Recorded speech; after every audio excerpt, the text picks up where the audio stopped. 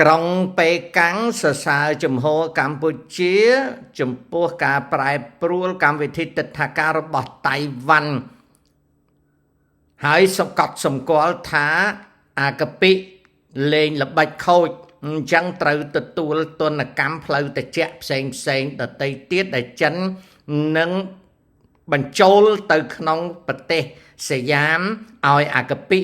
វាកើតបញ្ហាមានអាកាភ្លើពួកក្រុមអកុលស័យបាននិយាយថាតៃវ៉ាន់បិទទិដ្ឋាការអត់ឲ្យខ្មែរចូល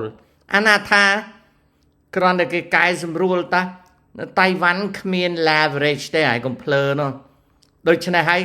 តៃវ៉ាន់គេអត់ធ្វើដូចពួកហែងល្ងើទេ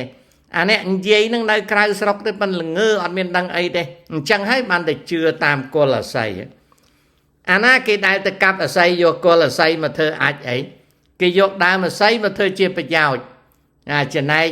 អាល្ងើនោះមកនិយាយឯណាតៃវ៉ាន់បិទទិដ្ឋាការអត់ឲ្យខ្មែរណាចូលទេចេះតែថាចិនដីគោកឃើញអាកាពិមានពុតត្បុតចាំមើលត្រូវថ្មោង